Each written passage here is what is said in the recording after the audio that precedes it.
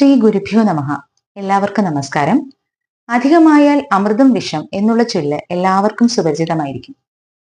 അതായത് അളവിൽ കൂടിയാൽ മരണത്തെ മാറ്റി നിർത്താൻ കഴിവുള്ള അമൃത് പോലും മരണകാരണമായേക്കാം.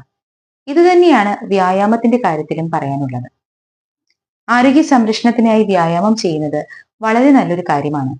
പക്ഷേ അത് എപ്പോൾ ചെയ്യണം, എങ്ങനെ ചെയ്യണം, എത്രത്തോളം ചെയ്യണം, എപ്പോഴൊക്കെ ചെയ്യാൻ പാടില്ല എന്നുള്ള കാര്യങ്ങൾ നമ്മൾ അറിഞ്ഞിരിക്കണം. ഇന്ന് നമ്മൾ സർവ്വസാധാരണയെ കേട്ടുവരുന്ന കാര്യമാണ് കളിക്കിടെ കൊഴിഞ്ഞു വീണ് മരിക്കുന്നു, അല്ലെങ്കിൽ സ്റ്റേജിൽ ഡാൻസ് ഷോയ്ക്കിടെ കൊഴിഞ്ഞു വീണ് മരിക്കുന്നു, വ്യായാമം ചെയ്യുന്നതിനിടെ കൊഴിഞ്ഞു വീണ് മരിക്കുന്നു എന്നിങ്ങനെയുള്ള വാർത്തകൾ. ഹൃദ്രോഗമുള്ളവരും ഹൃദ്രോഗ സാധ്യതയുള്ളവരും മാത്രമല്ല, പെട്ടെന്നുള്ള പരിചയമില്ലാത്ത കഠിന അധ്വാനം ആരോഗ്യമുള്ളവരുടെയും ഹൃദയസ്തംഭനത്തിനും അതുവഴി മരണത്തിനും കാരണമായേക്കാം. റാബ്ഡോമയോലൈസിസ് പോലുള്ള ഗുരുതര ആരോഗ്യ പ്രശ്നങ്ങൾ ഉണ്ടാക്കി കിഡ്നി തകരാറുകളിലേക്ക് നയിച്ചേക്കാം. ഇവിടെ നമ്മൾ മനസ്സിലാക്കേണ്ടത്, അല്ലെങ്കിൽ നമ്മൾ ചെയ്യേണ്ടത്, ലിസൺ ടു യുവർ ബോഡി എന്നുള്ളതാണ്. ഓരോ വ്യക്തിയും ശാരീരികവും മാനസികവുമായി മറ്റുള്ളവരിൽ നിന്നും തികച്ചും വ്യത്യസ്തനാണ് എന്നുള്ള തിരിച്ചറിവ് നമുക്കുണ്ടായിരിക്കണം. ബോഡി ബിൽഡിങ്ങിനോ സൗന്ദര്യവർദ്ധനവിനോ അല്ല, മറിച്ച് നമ്മളുടെ ആരോഗ്യ സംരക്ഷണത്തിന് വേണ്ടിയാണ് വ്യായാമം ചെയ്യുന്നത് എന്നുള്ള ബോധ്യം നമുക്കുണ്ടാകണം. വ്യായാമം എപ്പോഴൊക്കെ ചെയ്യണം, ചെയ്യാൻ പാടില്ലാത്ത സമയങ്ങൾ എന്നിങ്ങനെ വളരെ വിശദമായി ആയുർവേദത്തിൽ പറയുന്നുണ്ട്.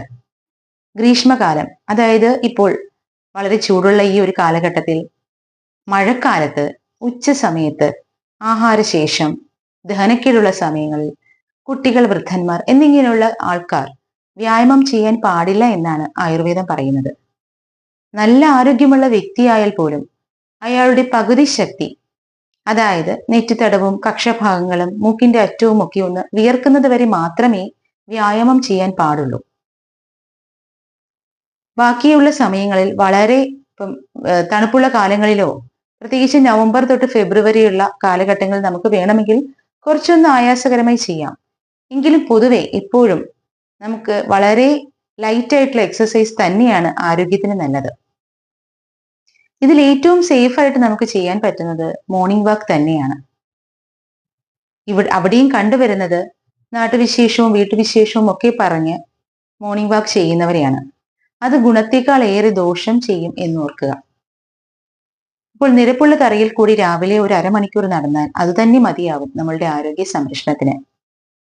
അതോടൊപ്പം ചിട്ടയോടെ യോഗയും പ്രാണായാമവും ചെയ്താൽ അതും വളരെ ആരോഗ്യദായകമാണ്.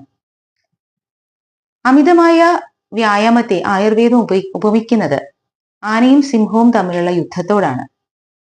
ഗജസിംഹം എന്ന കൺസെപ്റ്റ് ഭാരതീയ സങ്കല്പത്തിൽ, പ്രത്യേകിച്ചും ക്ഷേത്രാരാധനയോട്, ക്ഷേത്ര നിർമ്മാണവുമായി ബന്ധപ്പെട്ട് ക്ഷേത്രത്തിന്റെ കവാടങ്ങൾ, പുരാതന ക്ഷേത്രങ്ങളുടെ കവാടങ്ങൾ ശ്രദ്ധിച്ചാൽ നമുക്ക് മനസ്സിലാകും.